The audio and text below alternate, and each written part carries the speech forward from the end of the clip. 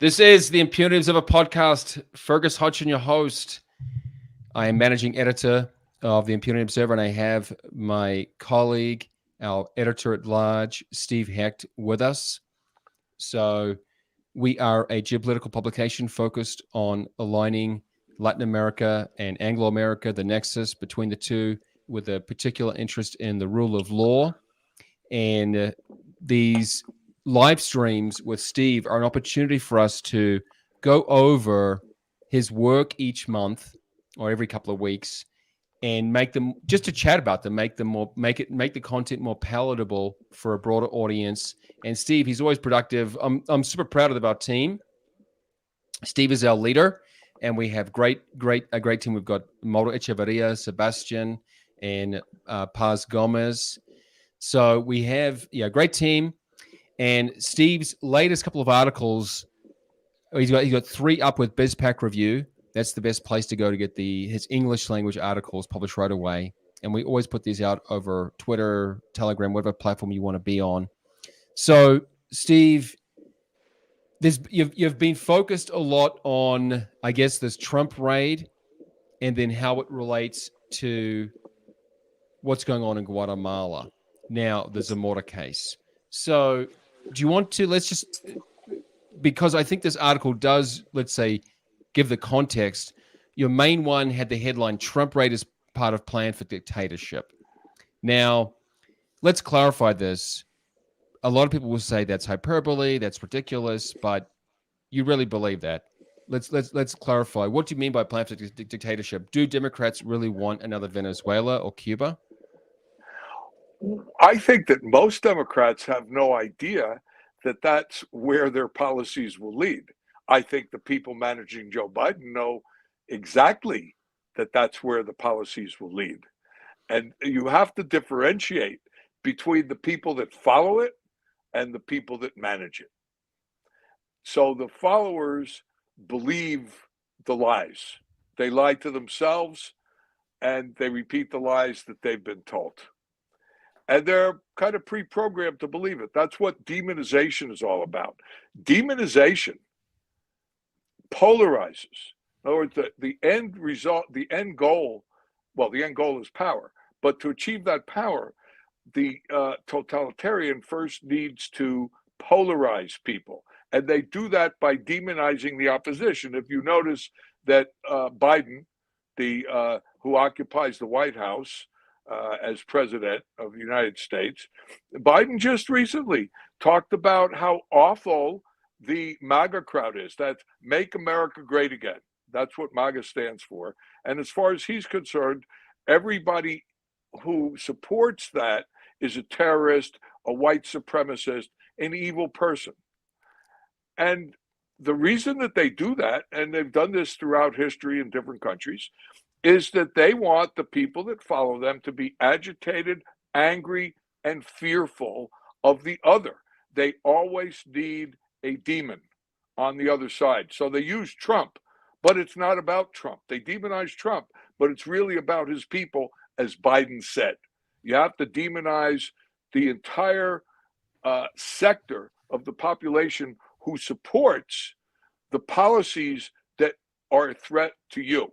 So if you're a collectivist, like the people who manage Biden, then the worst thing for you is individualism, and that means the Constitution of the United States, the Declaration of Independence. These are all based on individual rights, creator-granted, unalienable rights that can only be abridged through due process of law.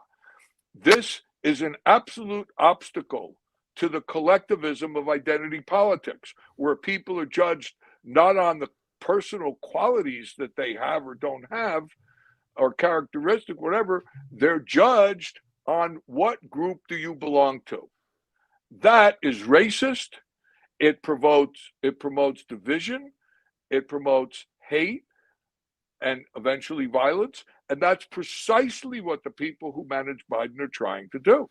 And that's why they demonize Trump and his supporters. Okay, and let me I encourage people to go to BizPack Review and read the full article, Trump Raid as Part of Plan for Dictatorship, where Steve obviously gives much more detail. And I must admit that, like Steve says, it's not as though people who support Joe Biden or the Democratic Party all understand where this is leading, but those in power are so intensely eager to, let's say, retain their positions that they will go to whatever lengths basically to do that.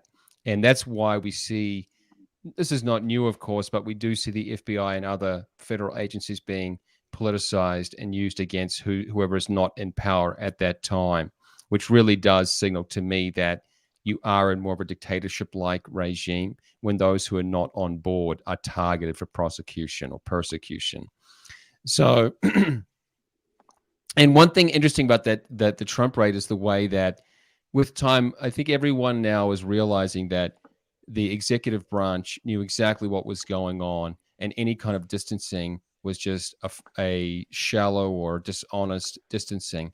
Do you want to clarify your view on that, Steve? Yeah, well, if you in the article, I explain how it's ridiculous, it's absurd to believe that the White House didn't know. I don't say Biden because he doesn't know anything, but how the White House didn't know about. Of course, they knew about it, and that's what I say in the article. There's no question, because this is part of the polarization. Look, the people who run the FBI, the raid is unprecedented. It was unnecessary.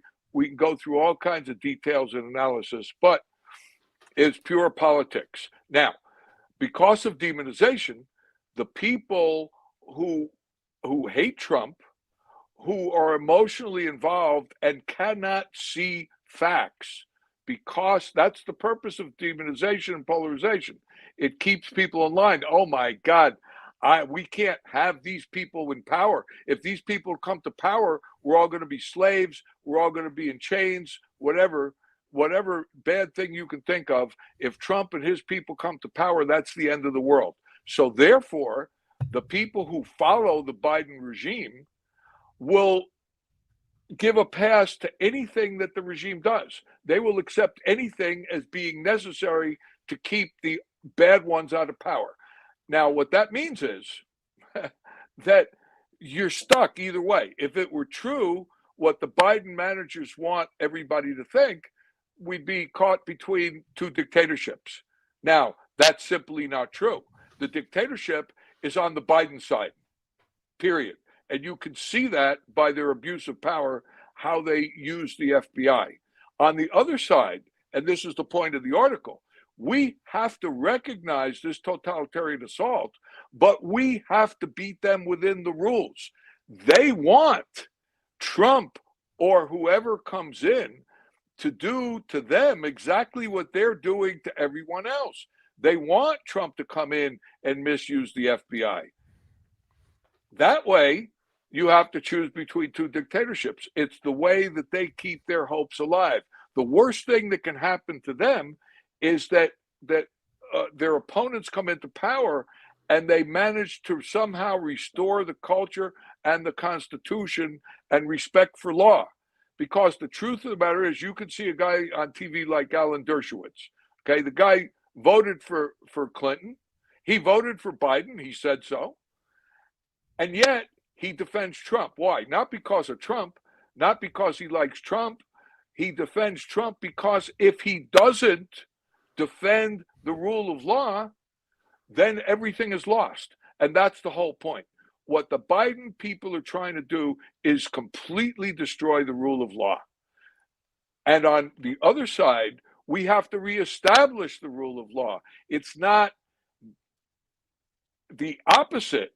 Okay, to them, what they want is that the Republicans should take over, and they should be as disrespectful for the rule of law as the Biden regime is. That's what they want. If we do that, we lost the country no matter what. It does no good to have Republicans take over and then abuse power the same way that the Democrats abuse power. That means the country is lost. So we need to save it. And that's really the point of the article. Right. And the point you made there leads on to the next one that I wanted to go over. Why Democrats fear DeSantis more than Trump. You referred to it briefly there, the way that the regime, let's say, the permanent bureaucracy in Washington, D.C., which wants to continue expanding itself or having mission creep, they really want to keep us distracted by polarization, right? And so, do you want to clarify then? Let me read a comment from your article, because I think it's important to make clear that you're not trying to take a position on for or against one of these two politicians. Correct. But yeah, so the potential, I'm reading from Steve's article here. The potential candidacies of Trump and DeSantis, although they merit support, are not the key to defending America. It is the policies they stand for which put constituents ahead of the globalist leviathan that occupies Washington, D.C. Now, so let's address that simple question. Why do Democrats or the Biden administration fear Trump less than Ron DeSantis, governor of Florida? Because they demonized Trump. From 2015 right up to as we're speaking, they have demonized Trump. There are people who are so emotionally involved in hating Trump. And they think it's rational. They think that they're rational. They think that this comes from a dispassionate observation of what Trump has done. No, in no way, shape, or form is that true. I know several of them, and believe me, they have been psychologically manipulated. And if any of them are listening right now, they're probably very upset at me, and I don't care, because that's a fact. That is the model that totalitarians use to take power. And we have to recognize it. And the people who are subject to it and can't see through all the smoke that's surrounding them, well, we just have to defeat them. It's that simple. We don't hate them. We understand them, at least for those of us who do. They want us to hate them. The manipulators want us to hate those people. That's a big mistake. When you hate your enemy, that's a big mistake. It's much better to understand your enemy than to hate your enemy. Because in the end, what we want is rule of law. We want the law impartially applied. And that can't happen in an atmosphere of hate. This is the problem. So the Biden people want Trump to run because they have invested so much in demonizing him. Now, I wrote this piece because I see so many commentators in TV and other places writing that say, the Democrats are trying to keep Trump off the ballot. No way. They don't fear Trump. It's not personal with Trump. Like the Godfather says, it's not personal, it's business. And for them, it's all about business, because the oligarchs want to keep their money from China. The Democrats just simply are totalitarians and want to keep their power. And the bureaucrats know that, especially now with this FBI raid, that Trump is coming for them. They knew it before. That's why the bureaucrats aligned with the Democrats to keep Trump out of power. Then, when the oligarchs saw Trump's policies, because the Republican Democrat policy towards China, from Clinton to Bush to Obama, were essentially identical. Along comes Trump. We're going to put tariffs on them. We're not going to let them take advantage of us. We want reciprocal trade deals. And the big guys say, that means less money for us. So they put all their money. Why do you think all the money's on the left, and people on the so-called right are struggling for money? You look at congressional candidates, much easier for Democrats. Democrats have much more money. Hillary Clinton outspent Trump 2-1, more than 2-1 in 2016. I don't know the statistics for 2020, but I bet you it's pretty close. All the money's on the other side because they are fooling the public. The Democrats are Orwellian. Whatever they say, it's the opposite. It's that simple. If they say these are dictators, that means they're for rule of law. If they say these are good people, it means they're for totalitarians. That's just the way Democrats work. And by the way, there are plenty of Republicans that go right along with those Democrats, and they facilitate exactly that. This is not about Republicans versus Democrats. This is about liberty versus tyranny. And you could be a Democrat like Tulsi Gabbard and be on the side of liberty. And you could be a Republican like Mitt Romney, Liz Cheney, Adam Kinzinger, and you're on the side of tyranny. Now, they might not know it. I'm not sure why they are. One thing is they have in common they hate Trump, but Trump's not the issue. The United States of America is the issue. The rule of law is the issue.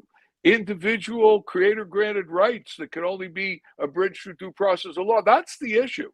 The only way for us to be prosperous is to get back to our original roots. Right now, they're destroying. If you look at everything the Biden regime is doing, it is purposely destroying the country. Every single domestic policy, every single international policy, the United States loses. That's not a coincidence. That is purposeful destruction as a way to transform the United States from a constitutional republic into a dictatorship. And it's the only way that they can keep power. Now, what they hope by doing this demonization of Trump, that he will be the candidate, that it won't be DeSantis, and they hope that they'll be able to beat Trump. They think that their best chance of winning the 2024 presidential election is if Trump runs. I don't agree. I think Trump's going to win anyway. And as you said, my point is not to take sides between Trump and DeSantis. I'm just analyzing that there's no way that the Democrats want Trump to sit aside, because if he does, they have a much harder time because they haven't demonized DeSantis to the same extent they've demonized Trump. They've done it, but not nearly the same as Trump. So there are all kinds of Republicans that won't vote for Trump that will vote for DeSantis. And there are some Democrats and certainly independents that won't vote for Trump, but would vote for DeSantis. So the worst, and of course, all the Trump voters would vote for DeSantis anyway, because what are you going to do? Vote for a Democrat? That's suicide. So from an analytical point of view, DeSantis will get more votes as a candidate for president than Trump would get. Now, does that have anything to do with their decisions? That's entirely up to them. That's not my issue. Identifying these things, that's the reason I wrote the piece. Right. There's plenty to say there. One point you made, which is clear, is that Trump's enemies have had 6 years, as you say, to demonize him, to tear him apart. Not only that, but the social media platforms, almost all of them have censored Trump or knocked him off. So they'd have to go through that whole process again with DeSantis. So correct. And it's 7 years, by the way, because when he came down that escalator in 2015, that's when they started. Right. Yeah. So it is actually, you're right. We're coming to the end of 2022. Yeah. So 7 years, 7 long years. It's just been incessant.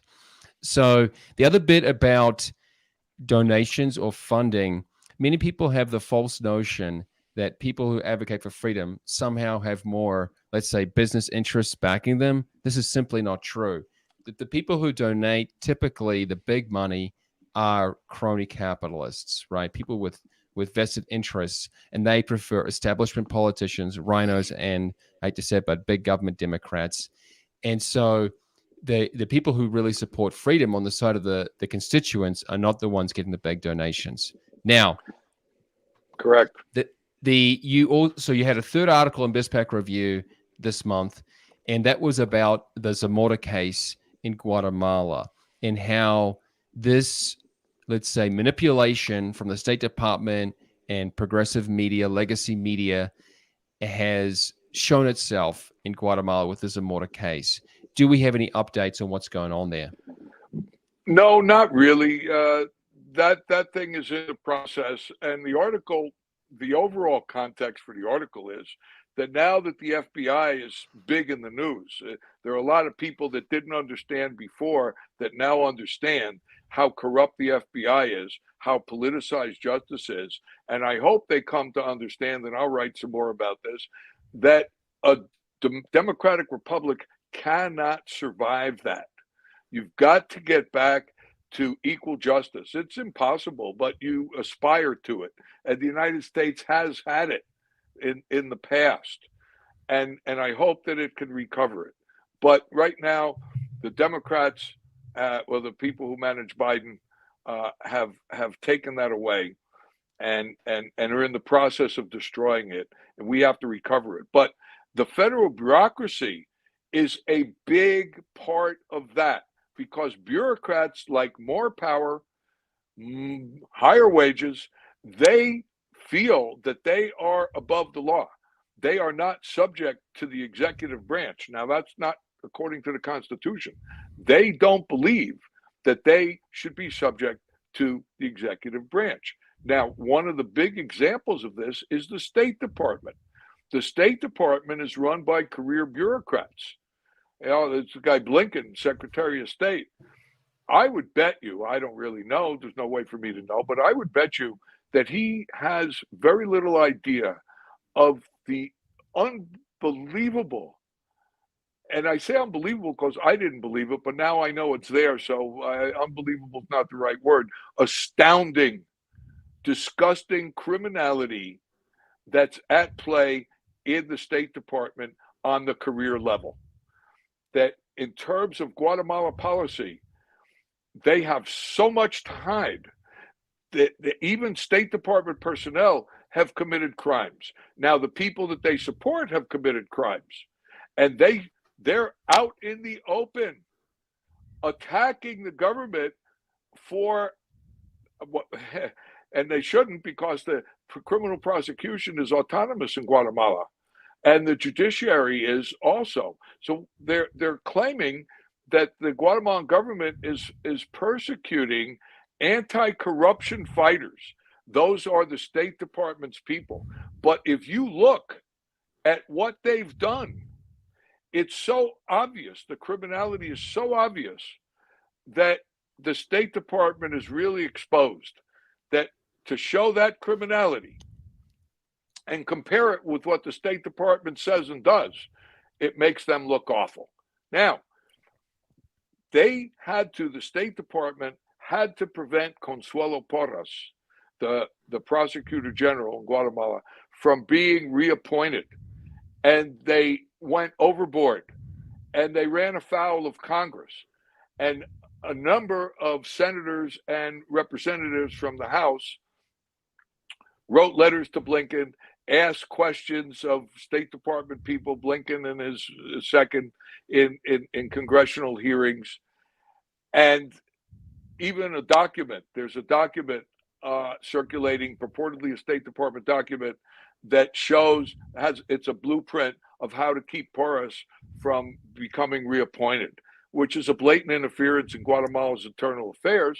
And Representative Chris Smith asked Blinken in a hearing about that document, and he said, this is going around social media as a State Department document. Can you authenticate for us this document? Now, I haven't heard that he has, but I don't think the State Department has answered even one of those congressional inquiries. They can't, because if they lie, they have a problem. And if they tell the truth, they have a problem. So what they do is say nothing. So the State Department had a very low profile since the middle of May, when the President Giammattei, reappointed Consuelo Porras as prosecutor general. And since then, they've laid low. But the Zamora case has come and bitten them. Now, the State Department didn't do what it usually does. Only one person, Brian Nichols, Assistant Secretary of State for Western Hemisphere Affairs Bureau, he came out and expressed concern about press freedom. Now, that's misdirection. And what he was doing was setting up the talking points for states' partners, their NGOs, their far left NGOs, and their compliant media. And they took the ball. They started to attack the Zamora prosecution as an attack on press freedom. Well, a congressman came along and filed a suit, and he said that he had filed it 4 years ago, and that the CICIG buried it, because Zamora was a shill for the CICIG. And this congressman, in his suit, he claims that Juan Francisco Sandoval, the State Department golden boy, the prosecutor that was fired in July of last year, that provoked a huge reaction from State Department.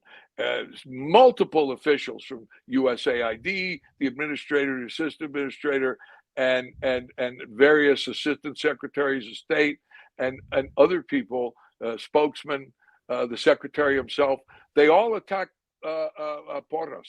They all attacked Giammattei for reappointing Porras. And then silence, no more. So now here comes Zamora. And here's a congressman saying that Zamora was part of the criminal infrastructure, along with the CICIG and the U.S. Embassy.